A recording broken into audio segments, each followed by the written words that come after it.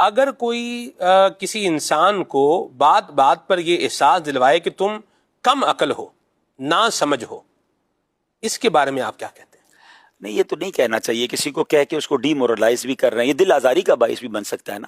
اور ضروری نہیں کہ جو بار بار تانے دے رہا ہے شاید وہی زیادہ کم عقل ہو، اس کے اندر عقل ہی نہیں ہے کہ وہ سامنے والے کو کم عقل اس کے منہ پہ کہہ رہا ہے. تو یہ تو دل آزاری بھی ہے، تذلیل کرنا بھی ہے. اور بعض اوقات یہ اگر ہم اپنی فیملی میں کسی کے ساتھ کر رہے ہیں نا، اپنے بچوں کے ساتھ بھی بعض اوقات کچھ لوگ یاد ہوتے تمہیں تو عقل ہی کوئی نہیں ہے، تم کبھی بھی آگے نہیں بڑھ سکتے، ہم اس کو پہلے ہی اس کے راستے روک رہے ہیں. اگر کوئی بچہ کمزور ہے تو اب آپ کی حوصلہ افزائی کی اسے زیادہ ضرورت ہے.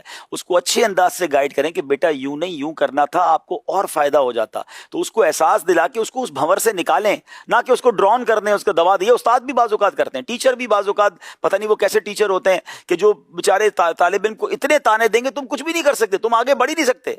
تو کچھ نہیں ہوگا. مجھے یاد آ گیا کہ مولانا سردار احمد صاحب کی جو والدہ تھی وہ کہتی تھی میرے بیٹے کا نام سردار ہے، اللہ سے دنیا اور آخرت میں سرداری ہے.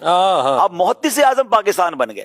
ماں نے ایسا موٹیویٹ کیا کہ کہاں پہنچ گئے. تو یہ ہوتا ہے کسی کو کھڑا کرنا، کسی کی ہمت دلانا. تو کبھی کسی کو یہ نہ کہیں. اگر کوئی بیچارہ آپ کو فیل ہو رہا ہے، اچھا ہو سکتا ہے آپ کو فیل ہو رہا ہو وہ ویسے ہی عقل مند ہو، تو لیکن فیل بھی ہو رہا ہے تو یہ نہ کریں، بلکہ اس کی ہیلپ کریں کہ وہ اس مشکل سے باہر نکلے. بس حاجی صاحب، اگر کسی کو ایسے کہا جا رہا ہو تو اس کا اپنا رویہ کیا ہونا چاہیے؟ بعض لوگ یہ ہے کہ اگر کسی نے کہہ دیا تم زندگی میں کچھ نہیں کر سکو گے، تو اب یہ ایک تو یہ کہ اس نے اثر لے لیا، اب وہ میں کچھ بھی نہیں کر سکتا ذہن بنا لیا اور زندگی میں پھر وہ کچھ بھی نہیں کرتا. تو دونوں طرف والوں کے لیے ہو، اس کو کیا کرنا چاہیے؟ یہ تو بے وقوفی ہے. بعض بہت سارے ایسے لوگوں کے واقعات ملتے کہ کسی نے ڈی مورلائز کیا، اس نے اس کو چیلنج لیا کہ میں کر کے دکھاؤں گا، اور اس نے اس سے اچھا کر کے دکھایا. تو اس کو تو آپ چیلنج لینا کہ وہ تم دیے بادے مخالف سے نہ گھبرا اے عقاب، یہ تو چلتی ہے تجھے اونچا اڑانے کے لیے. تو دنیا والے تو کہتے رہیں گے، اب آپ ثابت کریں اپنی پرفارمنس کے ذریعے کہ الحمدللہ میں وہ نہیں ہوں جو تم کہتے تھے، اور میں اس سے آگے بڑھ کے دکھاؤں. اور لوگوں نے کیا. ایسے کئی لوگ ہیں جن کو بہت کچھ کہا گیا، اور جب ان کا کام سامنے، امیر اہل سنت کی مثال لے لیں، دعوت اسلامی کی مثال لے لیں.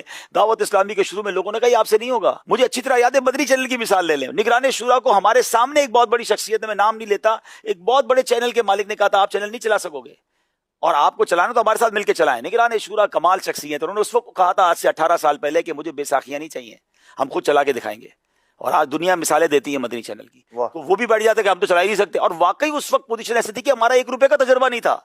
یہ پورا مدنی چینل دیکھ رہے ہیں، آپ کے سوال کا جواب ہے کہ کسی نے کہا تھا نہیں چلا سکتے، اور آج دنیا کا نمبر 1 مذہبی چینل الحمدللہ مدنی چینل. آپ رینکنگ اٹھا کے دیکھ لیں، آپ ویورشپ اٹھا کے دیکھ لیں، کیسے ہو گیا.